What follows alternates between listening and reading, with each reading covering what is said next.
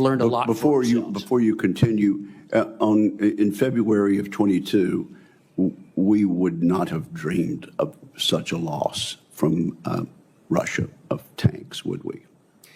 We would not have. I did not anticipate the war to go this long, and I did not anticipate Ukraine to be able to destroy so much of Russia's warfighting capability. I hope I didn't break your train of thought, so continue.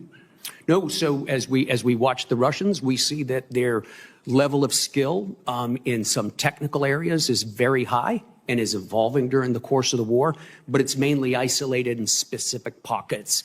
It does not appear to be generalizable across the force, and overall the quality of their force, especially their ground force, has been decreasing throughout the conflict. On the Ukrainian side, we see sort of the opposite. We see a military that started pretty much from an almost cold start. We had been helping them before the war, but not at the scale we began to after the war, and they've evolved and developed very, very quickly. So we've learned a lot about institutional adaptation from watching both sides as well. If we or our NATO allies had to face Russia ourselves in a conflict, because of what we learned, would we be exponentially better off today because of the lessons we've learned in the last 2.5 years? Oh yes, Chairman. Thank you very much.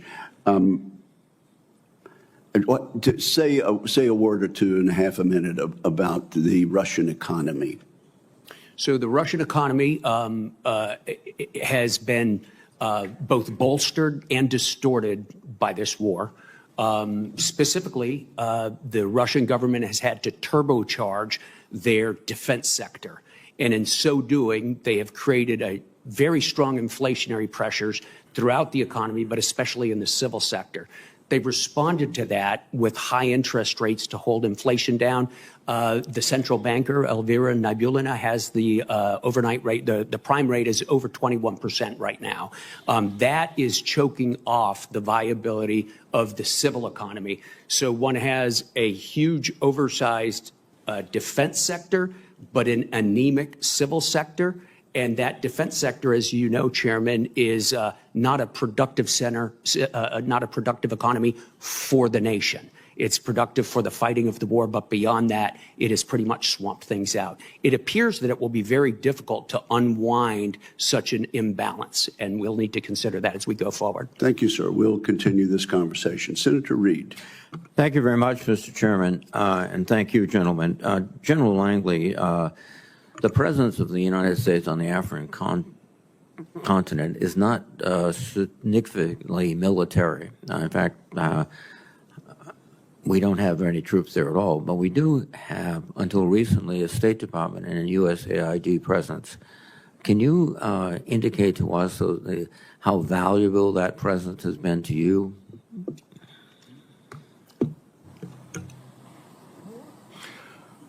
Senator, as you know, heretofore, we had a whole of government approach in some of the challenges on the African continent, and we used that in past years.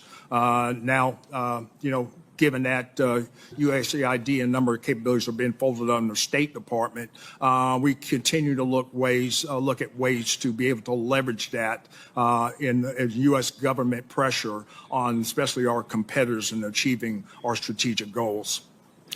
Thank you. General Cavoli, could you give the committee a brief assessment of the battlefield? We hear a lot about Ukraine's challenges, but as I understand it, they are still holding significant territory.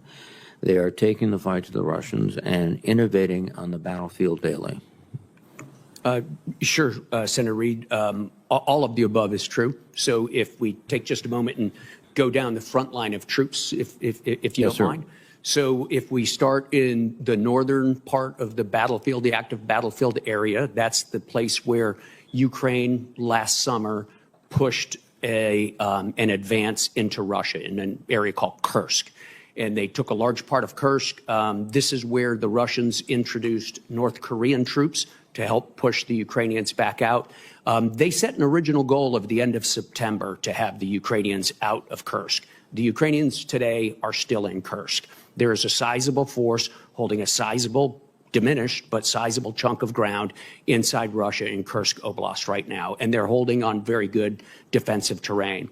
South of there in Belgorod, the Ukrainians a couple of weeks ago pushed a smaller counteroffensive back into Russia. So we still have a back and forth going up in that area. If we come down inside of Ukraine to some of the big battlefields up in Luhansk, and first of all, there's the city just west of the old Bakhmut called Chasiv Yar. The Ukrainians and the Russians have been fighting over this city and the city to the south of it, Toretsk, for about 8 months now. In recent weeks, the Russian offensives have sort of petered out. They had been decreasing in scale, moving from company size to platoon size, now basically small groups of infantrymen trying to rush forward under artillery fire, and they have failed to gain ground in the last couple of weeks. In fact, the Ukrainians have taken a little bit of ground back from them. If we come farther south from that, we get to Pokrovsk in Donetsk province, where the Russians continue to try to take Pokrovsk. They are stalled out on their axes trying to encircle it. They got pretty close, but the Ukrainians have held the Russians back. That's on the ground. The Russians seem to be suffering from a paucity of armored vehicles and a lack of manpower. The Ukrainians on their side have assumed very strong defensive positions, well dug in, and appear to have solved some of their manpower problems that were so acute last autumn. They've increased the pool of people available for mobilization. They've increased the pool of people available for voluntary recruitment, and they've done a good job squeezing people out of headquarters to the front.